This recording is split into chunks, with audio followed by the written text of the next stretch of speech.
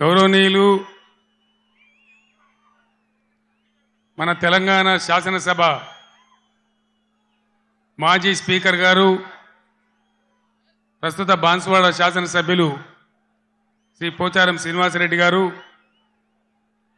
గౌరవనీయులు మన తెలంగాణ మాజీ ఉప ముఖ్యమంత్రులు శ్రీ కడియం శ్రీహరి గారు, శ్రీ మహమూద్ అలీ గారు, గౌరవనీయులు కరీంనగర్ ఎమ్మెల్యే శ్రీ గంగుల కమలాకర్ గారు, హుజూరాబాద్ టైగర్ శ్రీ కౌశిక్ రెడ్డి గారు, టైగరేనా?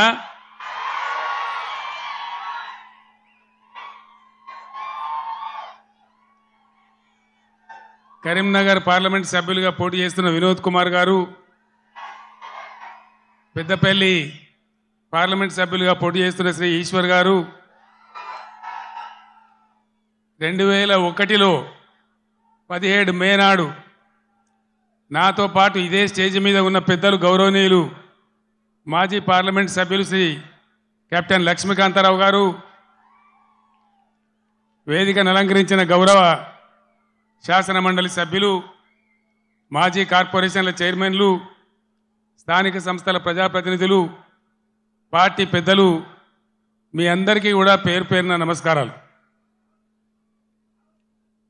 సభలో ఆసీనులైనటువంటి అన్నదమ్ములకు, అక్క చెల్లెలకు నా నమస్కారాలు.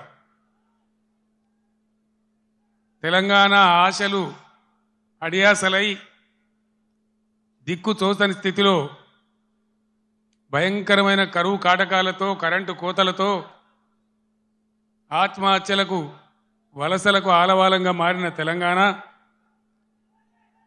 ఇంకెక్కడైతుంది తెలంగాణ దిశ దశ లేకుండా అన్నమో రామచంద్ర అని అలమటిస్తున్న తెలంగాణ కోసం హైదరాబాద్ జలదృశ్యంలో ఫోటోగ్రాఫర్స్ ప్లీజ్ జరగండి, ప్లీజ్ జరగాయ బాబు.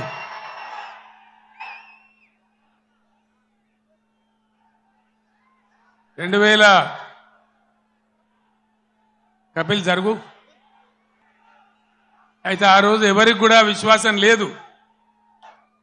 తెలంగాణ అనే మాటనే అసెంబ్లీలో మాట్లాడవద్దు అనేటువంటి ఆంక్షలు ఆ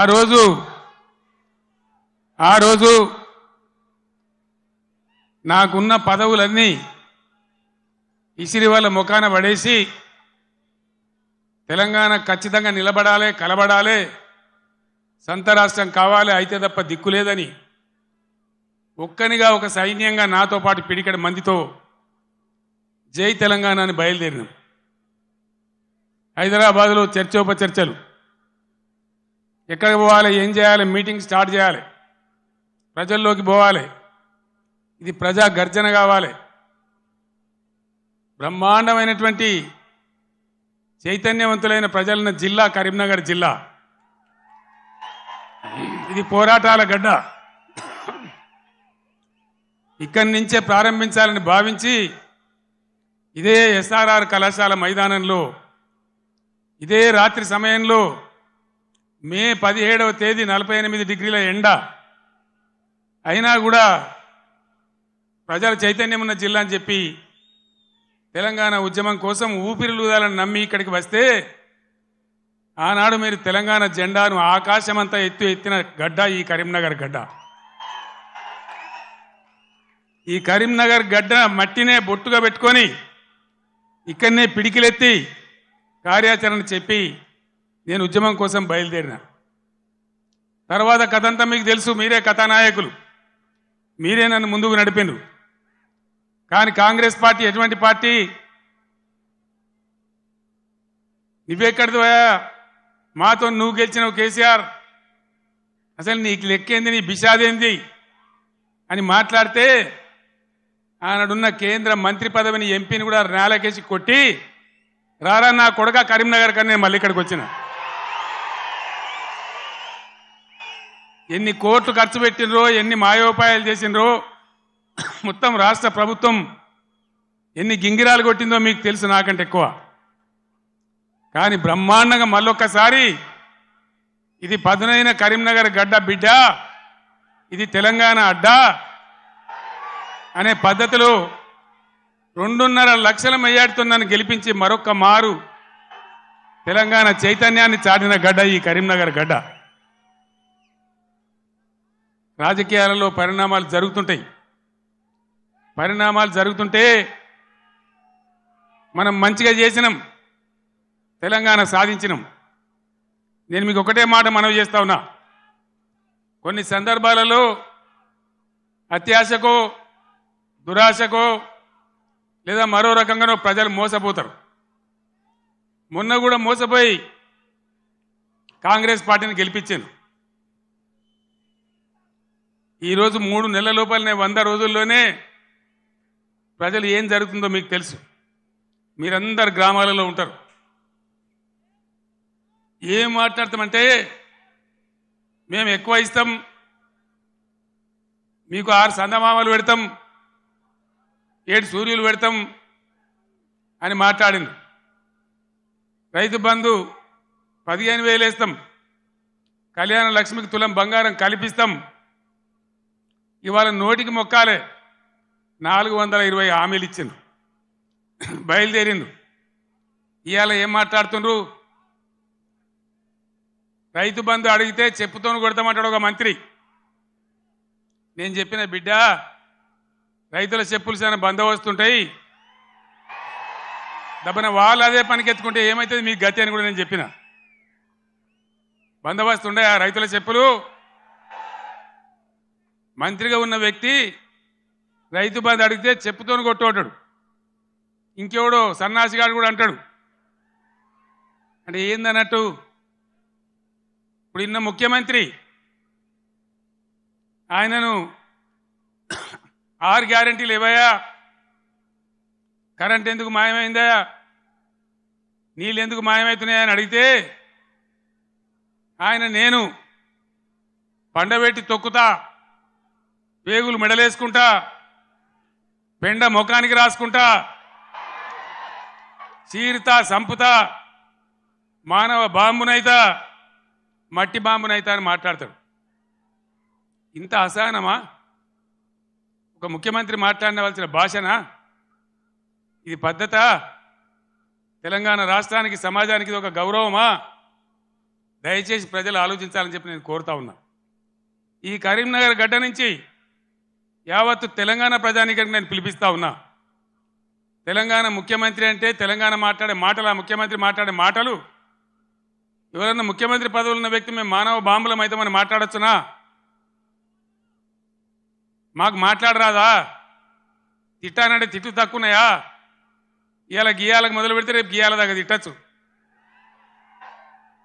నేను మాట్లాడినా, తెలంగాణ ఉద్యమంలో మాట్లాడినా, తెలంగాణ వ్యతిరేకించిన వాళ్ళను దద్దమ్మలు అన్నా, సన్నాసులు అన్నా, సమైక్యవాదం సమగ్రాభివృద్ధి అంటే సన్నాసులారా ఏది రాని మాట్లాడినా.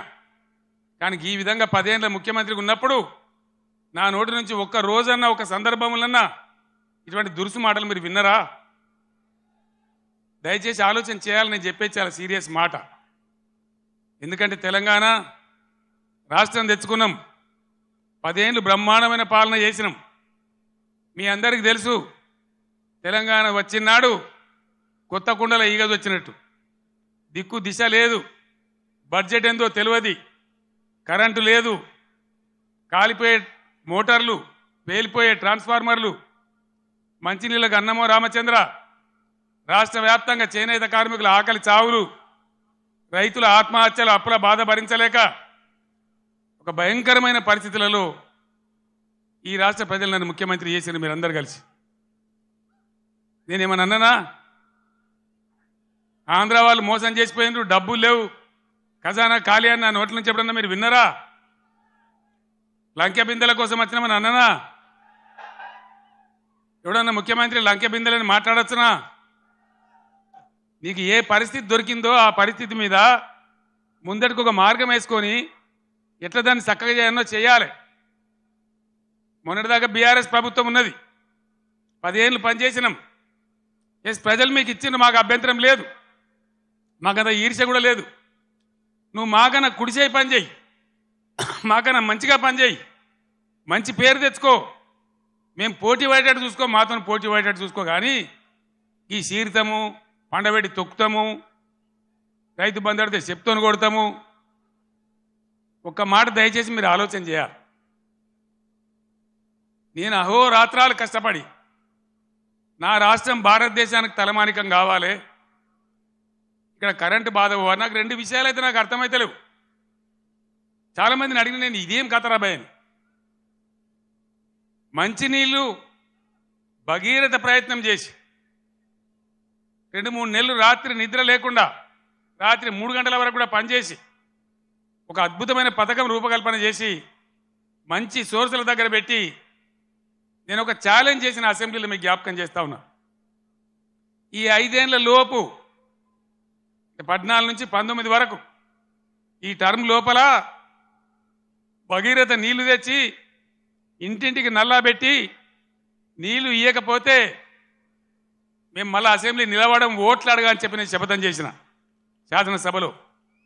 అదే పద్ధతిలో తెచ్చి ప్రతి ఇంటికి ఆదిలాబాద్ గోండు గూడెంలో నల్లగొండ లంబాడి తండాలో అందరికి కూడా వచ్చే విధంగా ప్రతి ఇంటికి నల్లా ఇచ్చి బ్రహ్మాండంగా మంచినీటి సరఫరా చేసినాం.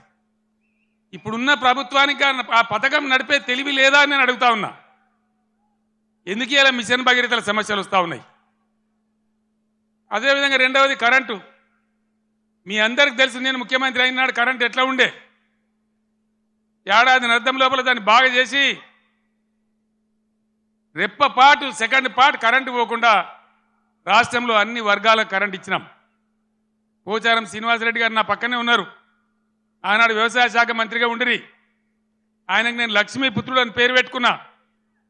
ఆయన కాలంలోనే 24 గంటలు రైతులకు ఫ్రీ కరెంట్ వచ్చింది, రైతు బంధు వచ్చింది. కరెంటు కరోనా వచ్చి కాటేస్తే కూడా నేను వేరే ఏవో ఆపినా కానీ రైతు బంధు ఆపలే.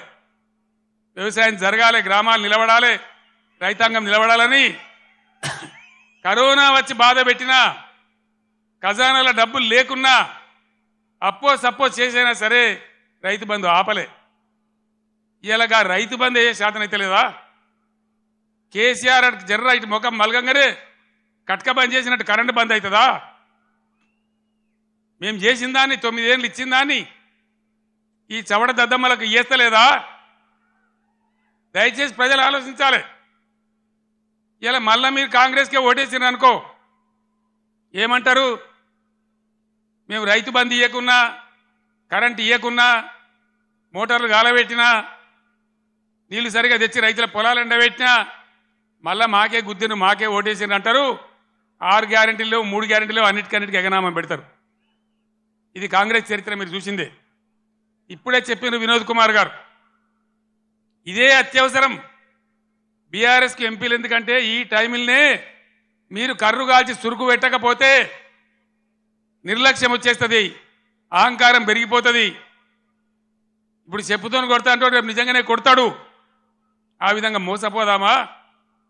లేదు బీఆర్ఎస్ గులాబీ జెండా ఎగిరేసి బ్రహ్మాండంగా మన ఎంపీలను గెలిపించి ముందుకు పోదామా? తెలంగాణ సమాజం ఆలోచన చేయాలి. ఏం చేద్దాం? ఏం చేద్దామండి? గులాబీ జెండా ఎగిరేద్దామా? ఈ పార్లమెంట్ ఎన్నికల్లో ఎంత బలంగా గులాబీ జెండా ఎగిరితే ప్రజల పక్షాన కాపలాదారులుగా ఇంతకుముందే వినోద్ గారు చెప్పినట్టు బ్రహ్మాండంగా ముందుకు పోతాం. ఇంతకుముందు వినోద్ గారు చెప్పినారు కరీంనగర్ పార్లమెంట్ కాబట్టి నేను చెప్తా ఉన్నా.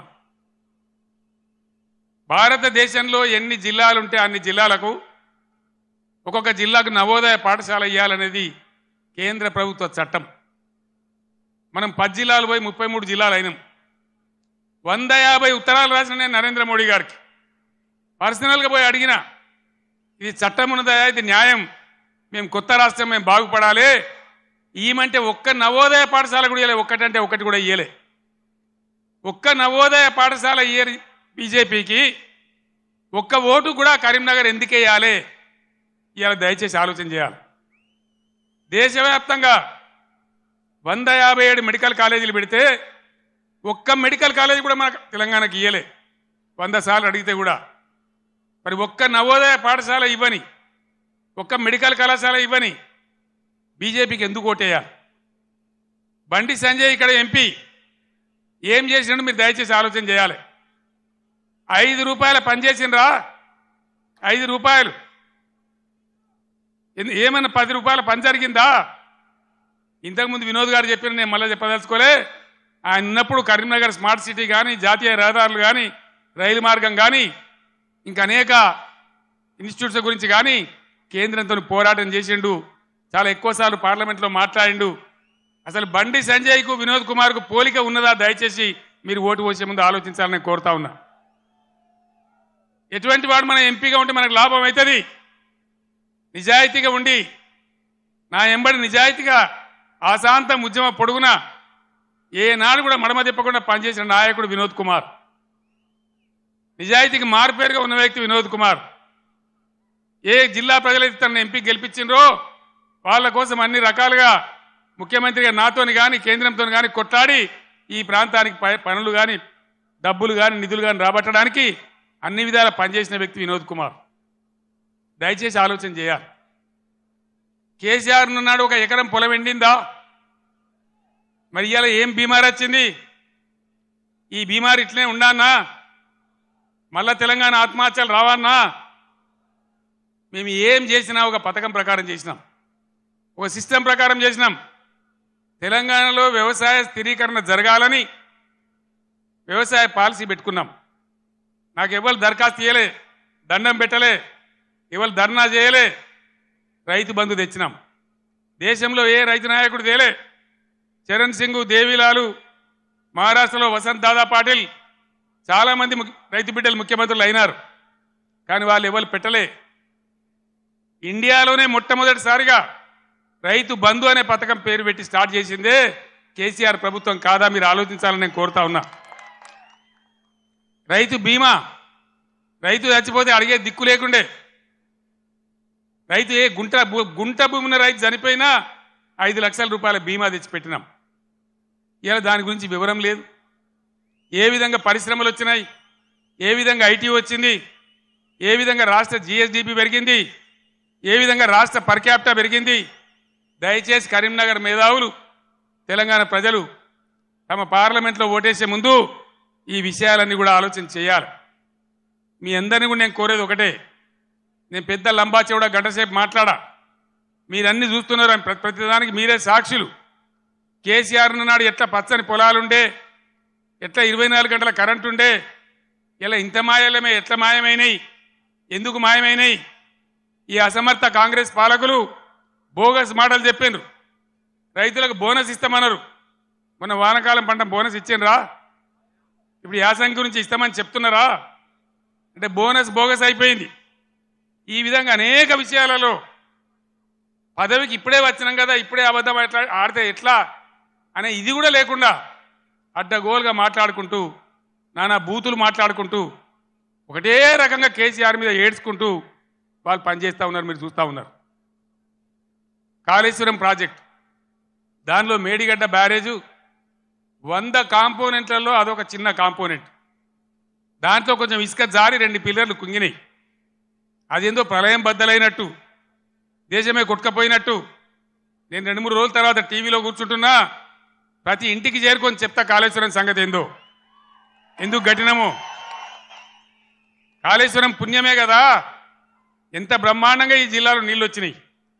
ఏ విధంగా మిడ్ మానేరు ఎల్ఎండి నిండి ఉంటుండే, ఏ విధంగా చెరువులు చెక్ డ్యాములు మత్తళ్ళు దుంకుతుండే. చాలా దుఃఖం కలుగుతూ ఉంది మనసుకు. నా కండ్ల ముందే ఇంత తొందరలోనే ఈ కరెంటు మాయం కావడం, రైతులు కళ్ళలో నీళ్లు పెట్టుకోవడం, సోషల్ మీడియాలో చూస్తూ ఉంటే అనేక చోట్ల రైతులు పొలాలు కాలబెడతా ఉన్నారు, గొర్రెలను మేపుతా ఉన్నారు, గొడ్లను మేపుతా ఉన్నారు. వాళ్ళు అట్లా నాశనం అవుతుంటే కూడా నేను పేగులు మెడలేసుకుంటా, పండవేటి తొక్త డైలాగులే తప్ప, రైతు సోదరులారా భయపడకండి. ఒకనాడు ఇదే ఎస్ఆర్ఎస్పీకి నీళ్ళు తక్కువ పడితే సింగూరు డ్యాంలో ఉంటే అక్కడి నుంచి తెచ్చి వరంగల్ దాకా ఇచ్చి కూడా పంటలు కాపాడినాం. సిఆర్ గారు నా పక్కనే ఉన్నారు. ప్రభుత్వం అంటే అట్లా ఉండాలి, దమ్ము ఉండాలి, ధైర్యం ఉండాలి, రైతాంగాన్ని కాపాడాలనే ప్రేమ ఉండాలి. ఆ ప్రేమ ఉంటే, ఆ సోయి ఉంటే ఇవాళ ఈ పరిస్థితి రాకపోవు. ఎంతసేపు కేసీఆర్ని మన బదనాం చేయొచ్చా, మేడిగడ్డ ఈ గడ్డ చెప్పి దమన మన పనులలో ఒక పన్ను వదలవుతుంది. 32 పనులు రాలగొట్టుకుంటామా, మొత్తమే ఊడగొడతామా? ఏ పన్ను అయితే ఊగుతుందో ఆ పన్ను బాగు చేసుకుంటాం, కానీ మొత్తం పనులు అయితే రాలగొట్టుకోం కదా. ఒక 2 పిల్లర్లు, మొత్తం 300 పిల్లర్లు ఉంటాయి కాళేశ్వరంలో. అలా కలిసే నదుల మీద, ఉపనదుల మీద, మెయిన్ గోదావరి మీద 300 పైచిలకు పిల్లర్లు ఉండేటువంటి కాళేశ్వరం ప్రాజెక్టులో 2 పిల్లర్లు కుంగిపోయినాయని, అది భారతదేశమే మునిగిపోతున్నంత బొబ్బ చేసి కేసీఆర్ మీద బదనాం పెట్టాలనే పద్ధతిలో ఇలా చిల్లర రాజకీయం చేస్తూ ఉన్నారు తప్ప, మరి రైతుల మంచినీళ్ళు ఇలా మార్చి 10, 12కే ఇట్లా ఉంటే రేపు ఏప్రిల్ మే నెలలో ఏం కావాలి మన గతి? ఏం కాబోతా ఉన్నది? ఏం జరగబోతా ఉంది? అందుకే ఇవాళ మళ్ళీ మీరు తప్పిపోయి, దయచేసి నాయకులు, కార్యకర్తలు మీరందరూ కూడా వినోద్ గారు కోరినట్టు గ్రామాలలో చర్చ పెట్టాలి. ప్రతి బీఆర్ఎస్ కార్యకర్తకు, నాయకులు నేను విజ్ఞప్తి చేస్తా ఉన్నా, ఏ విషయం చూసినా కూడా వీళ్ళ వైఖరి సరి అనే పద్ధతిలో లేదు. ఇప్పుడు వచ్చిన ప్రభుత్వం ఒక అంకుశంలాగా బీఆర్ఎస్ ఉండాలి. బీఆర్ఎస్ బలం తెలంగాణ బలం. ఎందుకంటే బీఆర్ఎస్ తెలంగాణ దళం, తెలంగాణ గలం. శాసనసభలో కానీ, పార్లమెంట్లో కానీ అన్ని విధాల ఇటు రాష్ట్రాన్ని, కేంద్రాన్ని ఒప్పించి మెడలు వంచి బ్రహ్మాండంగా పని జరిగాయనంటే బీఆర్ఎస్ ఉండాలి. నేను మా ఎమ్మెల్యేలు వస్తే నేను చెప్పిన, వాళ్ళు గెలిచిండ్రా 3 నెలల దాకా వాళ్ళని పనిచేయనండి, 4 నెలల దాకా వాళ్ళ వ్యవహారం ఏందో చూద్దాం, మన మీద వాళ్ళకి అధికారం వచ్చిందని ఈర్ష్యపడ్డట్టు అక్కస్తో ఉండొద్దు, మనం వదిలిపెడదాం వాళ్ళను, 4 నెలల తర్వాత కార్యాచరణ మొదలు పెడదామని అన్నాం. ఒక్కటంటే ఒక్క మాట మీద ఖాయం ఉండద్దా? ఉరుకుర్రి 2 లక్షల రుణం తెచ్చుకోండి, 9 తారీఖు నాడు నేను మాఫీ, డిసెంబర్ 9 నాడే. అందుకే ఈరోజు బీఆర్ఎస్ ఎమ్మెల్యేలు ప్రశ్నిస్తూ ఉన్నారు, బీఆర్ఎస్ నాయకులు ప్రశ్నిస్తూ ఉన్నారు. మీ అందరు నేను కోరేది ఒకటే, తెలంగాణ బలంగా ఉండాలంటే బీఆర్ఎస్ బలంగా ఉండాలి, ప్రశ్నించేవాడు ఉండాలి. తెలంగాణ సోయి ఉన్నవాడు, తెలంగాణ ఉద్యమం తెచ్చిన వాళ్ళు, పేగులు దిగేదాకా కొట్లాడినోళ్ళు, సావు అంచు దాకా పోయి సావు నోట్లో తలకాయ పెట్టినోళ్ళు, వాళ్ళకు ఉంటుంది కడుపు నొప్పి తెలంగాణ గురించి. కాబట్టి నేను తెలంగాణ యావత్ ప్రజానీకాన్ని కోరుతా ఉన్నా, నా మాటల్ని మీరు దయచేసి ఆలోచన చేయండి. ఈరోజు ప్రభుత్వం నడిపే విధానం చూడండి, మేము ఉన్నప్పుడు ఎంత గౌరవంగా నడిపినామో చూడండి, ఎన్ని రకాల స్కీములు తెచ్చి ప్రజల్ని ఎట్లా కడుపులో పెట్టుకున్నామో చూడండి. ఇలా చేనేత కార్మికులు బతుకమ్మ చీరలను తెచ్చినాం, తమాషకు దేలే, చెక్కిలి గింతల కోసం దేలే. నేను అన్నాడు ఉద్యమంలో, నేను ప్రొఫెసర్ జయశంకర్ సిరిసిల్ల నుంచి పోతుంటే మధ్యరాత్రి పూట గోదల మీద కారు లైట్లు కనబడతా ఉన్నాయి, ఆత్మహత్యలు చేసుకోవద్దు, సాగు సమస్యలకు పరిష్కారం కాదు అని. అవి చూసి మేము కళ్ళలో నీళ్లు పెట్టుకొని ఏడ్చినాం. 60 ఏళ్ళ స్వతంత్రంలో ఇలా సావుల గురించి, ఆత్మహత్యల గురించి మాట్లాడుతున్నామంటే సిగ్గుపడాలి. తెలంగాణ వస్తే తప్ప బతకమని సిరిసిల్లలో ఒకటే రోజు 11 మంది చేనేత కార్మికులు చచ్చిపోతే పార్టీ నుంచి నేను 50 లక్షల రూపాయలు తెచ్చి మీ దండం పెడతామని ఒక ఏడాది దాకా చావకుండ్రి, తెలంగాణ వచ్చేదాకా బతకండి, మేము మిమ్మల్ని బతికించుకుంటామని చెప్పినామన్నాడు. దాన్ని దృష్టిలో పెట్టుకొని విద్యార్థులు వేసుకునే యూనిఫామ్లు కావచ్చు, పేద వర్గాల మహిళల కోసం పండగకు కొనుక్కొని వాళ్ళ కోసం బతుకమ్మ చీరలు కావచ్చు, పథకం తెచ్చి వాళ్ళకి ఇచ్చినాం. చేనేత మిత్రాలు లాంటి ఎన్నో కార్యక్రమాలు పెట్టినాం. మీరు చూస్తూ ఉన్నారు, గత 7-8 సంవత్సరాల నుంచి చేనేత కార్మికుల ఆత్మహత్యలు ఆగిపోయినాయి. పవర్ లూమ్స్ వాళ్ళని ఎంకరేజ్ చేసినాం, వాళ్ళని కాపాడే ప్రయత్నం చేసినాం. ఏం చేసినా ప్రజలను దృష్టిలో పెట్టుకొని, పేద వర్గాలను దృష్టిలో పెట్టుకొని, రైతులను పెట్టుకొని చేసినాం. నేను వ్యవసాయ స్థిరీకరణ అని ఒక మాటలో చెప్పిన, దేశంలో ఎవ్వరు కూడా పిలువనటువంటి మాట రైతు బంధు అని పేరు పెట్టి రైతు బంధు తెచ్చినాం. 24 గంటలు ఫ్రీ కరెంట్ ఇచ్చినాం. రైతు పండించిన ప్రతి గింజను కనీస మద్దతు ధరకు కొని నేరుగా వాళ్ళ బ్యాంకులోకి డబ్బులు పంపినాం. ఈ సదుపాయం వల్ల తెలంగాణ రైతాంగానికి గుండె ధైర్యం వచ్చింది. ఇక నిలబడగలుగుతాం అనుకున్నారు, కానీ 3 నెలలనే ఇంత మార్పు జరిగితే, పంటలు ఎండబెట్టే పరిస్థితి వస్తే నా కళ్ళలో కూడా నీళ్ళు వస్తూ ఉన్నాయి. ఏం అన్యాయం, ఏం గరి. ఆనాడు సమైక్య పాలకులను ఇచ్చినాం, ఇప్పుడు అంతకంటే కూడా భయంకరంగా తయారైందని. నేను చేనేత కార్మికులు కూడా మనవి చేస్తా ఉన్నా, మీరు మళ్ళీ బతకాలంటే మీ తరఫున కొట్లాటోళ్ళు అసెంబ్లీలో ఉన్నారు, పార్లమెంట్లో కూడా ఉండే అవసరం ఉంటుంది. ఇటు రాష్ట్రాన్ని అటు కేంద్రాన్ని నిలదీసి ఖచ్చితంగా చేనేత కార్మికులు కూడా దయచేసి ఇలా ఆలోచన చేయాలి. ఓటు ఏదో తమాషకేయద్దు. మొన్న కూడా కొంతమంది తమాషకేసిండ్రు. ఏమైంది, కరెంటు బాగా అయింది, మంచినీళ్ళు బాగా అయింది, రైతు బంధు వస్తుంది, ఇవన్నీ సెటిల్ అయిపోయినాయి, ఇక బాధ లేదు, వీడేమో ఎక్కుతున్నాడు కానీ ఆయనతో దురాశ కట్టి చేయి చాపిండు. తీర్థం పోదాం తిమ్మక్క అంటే వాడు గుల్లే మనం సల్లే. తీర్థం పోయినాం నమ్మి, కాంగ్రెస్ తీర్థం పుచ్చుకున్నాం.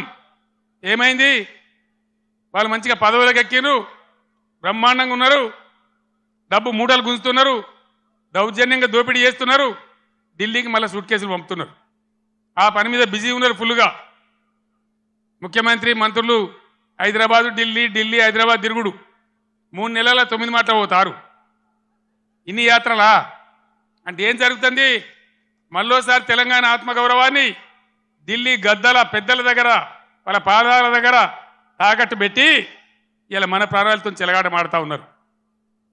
ఇది ఇట్లే కొనసాగన్నా, ఈ విధంగానే ఉండన్నా, లేక ప్రజల పక్షాన బలంగా గలం వినిపించి పోరాడేటువంటి నాయకులు ఇలా పార్లమెంట్కు అన్న దయచేసి ఆలోచన చేయాలి.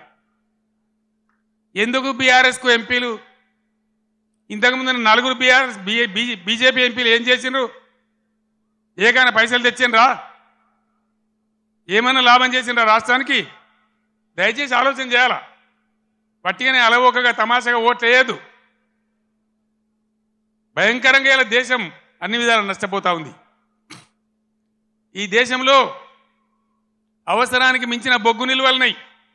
360 బిలియన్ టన్నుల బొగ్గున్నది. 70,000 టీఎంసీల నీళ్లు నదులలో ప్రవహిస్తున్నాయి. 40 కోట్ల ఎకరాల సాగు భూమికి సరిపడే నీళ్లు బ్రహ్మాండంగా ఉన్నాయి. కేంద్రంలో కూడా సమర్థమైన ప్రభుత్వం ఉంటే బ్రహ్మాండంగా దేశం కరెంటు కొరత లేకుండా యావత్తు దేశమే ఉండే పరిస్థితి ఉంటుంది. మొన్న నన్ను మీరు ఇక్కడ ఆగబట్టింది, బ్రేక్ కొట్టింది, కానీ మొన్న నేను ఇక్కడ గెలిచి ఉంటే ఈ పాటికి సగం దేశంలో అగ్గి పెట్టేవాడిని, శిక్షాన్ని చేసేవాడిని, మొత్తం దేశాన్ని చైతన్యం చేసేవాడిని.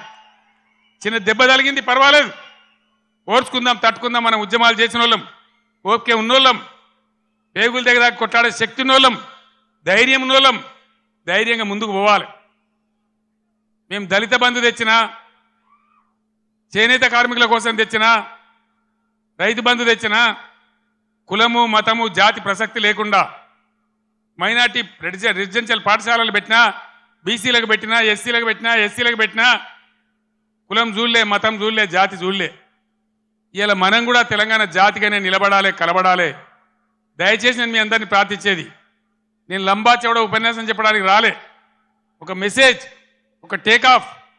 ఇది లక్ష్మీగడ్డ కాబట్టి, ఇదే గడ్డ నుంచి తెలంగాణ సాధించినాం కాబట్టి నేను మీకు అందరికి ఒకసారి నమస్కరించి ఈ అప్పీల్ తెలంగాణకు చేసి బ్రహ్మాండంగా చేయాలని చెప్పి నేను ప్రయత్నం చేస్తూ ఉన్నాం. కాంగ్రెస్ గవర్నమెంట్లో మీరెవరు భయపడే అవసరం లేదు, నేను చెప్తా ఉన్నా. పోలీస్ సోదరులారా మీకు మనవి చేస్తా ఉన్నా, మీరు అనవసరంగా గ్రామాలలో చిచ్చులు పెట్టి సోషల్ మీడియా పోస్టులు పెట్టిన వాళ్ళని కూడా బెదిరిస్తూ ఉన్నారు. ఇది మంచిది కాదు. మీరు చూడండి, ప్రజల స్పందన చూడండి. నేను అడుగుతా ఉన్నా, మీకు పోలీసులకు రాజకీయాలు ఎందుకండి? ఏమెక్కడున్నాయి మీకు రాజకీయాలు? ఇలా ఎవరికి అధికారం శాశ్వతం? మేము 10 ఏళ్ళు ఉన్నాం ప్రభుత్వంలో, మా మీద కూడా కొన్ని కుక్కలు మొరిగినా కానీ ఏమని పాపాన పడిపోతాడన్నాం, కానీ మేము ఈ దౌర్జన్యాలు చేయలే. మేము ఉన్ననాడు కనుక పోలీసులు ఇయ్యేలా చేసే దౌర్జన్యాలు పోలీసుతో చేయిస్తే ఈ కాంగ్రెస్ వాడు ఒక్కడు మిగులునా అసలు ఈ రాష్ట్రంలో? మేము అటుపోలే, ఆ దారి పట్టలే. మేము ప్రజల సంక్షేమం కోసం పనిచేసినాం, 24 గంటల కరెంటు కోసం పనిచేసినాం, పేద ప్రజల ఆకలి తీర్చాలని పనిచేసినాం, ముసలి మురిగ వాళ్లకు 2000 రూపాయల పెన్షన్ ఇచ్చి ఆదుకున్నాం. ఎంత చెప్పినామో అంత అమలు చేసి చూపించినాం.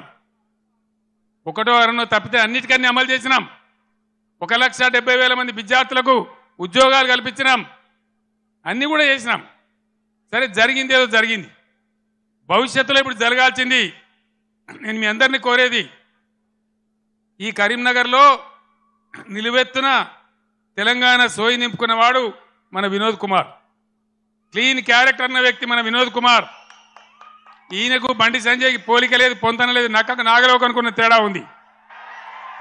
ఈ విషయాలు గమనించి ఎవరుంటే బాగుంటుంది అనేది మీరు నిర్ణయించి దయచేసి వినోద్ కుమార్ గారిని గెలిపించాలి అని నేను కోరుతా ఉన్నా. ఎవరన్నా ఈరోజు కాంగ్రెస్ వాడు కానీ బీజేపీ వాడు కానీ గుండెల నిండా జై తెలంగాణ అంటాడా? ఎవరనాలి? మళ్ళా ఇదే గులాబీ జెండా, ఇదే వినోద్ కుమార్. వినోద్ కుమార్ ఉపన్యాసం మొదలుపెట్టేటప్పుడు ముగించేటప్పుడు 2 సార్లు గుండె పగిలిపోయేలాగా జై తెలంగాణ అన్నాడు. నేను కూడా మీ అందరినీ కోరుతున్నా, ఆనాడు 17 నాడు 2001 మే 17 ఎట్లయితే సింహగర్జన చేసినామో అదేవిధంగా ఇలా మత సామరస్యంతో కులం మతం జాతి లేకుండా అందరం కలిసి ముందుకు పోవాలి, అందరం గొప్పగా బతకాలి. ఇవాళనే రంజాన్ ప్రారంభమైంది. తెలంగాణ వ్యాప్తంగా ఉన్న ముస్లిం సోదరులందరికీ ఈ కరీంనగర్ వేదిక నుంచి నేను రంజాన్ శుభాకాంక్షలు తెలియజేస్తా ఉన్నా, రంజాన్ ముబారక్ కూడా తెలియజేస్తా ఉన్నా. అందరం కలిసి తెలంగాణ జాతి యావత్తు ఏకతాటిపై నిలిచి కుల మతాలకు అతీతంగా అందరం బాగుపడే కోసం మళ్ళా ఈ గులాబీ జెండా ఉంటేనే తెలంగాణకు రక్ష. కాబట్టి ఈ పార్లమెంట్ ఎన్నికల్లో అన్ని స్థానాలలో కూడా మనం ముందుకు దూసుకొని పోవాలి. కార్యకర్తలకు నాయకులకు నా మనవి, పవర్ బ్రోకర్ గాళ్ళు ఎప్పుడు ఉంటారు, కొన్ని బేవార్స్ ఛానళ్ళు ఎప్పుడు ఉంటాయి. బీఆర్ఎస్ పుట్టినాడే అన్నారు, ఇది మకల పుట్టింది పుబ్బల పోతుందని. పుబ్బల పోలే మీ ఈపులే పలిగినాయి బిడ్డ, ఎక్కడి దాకా మిమ్మల్ని ధర్మం మీకు తెలుసు.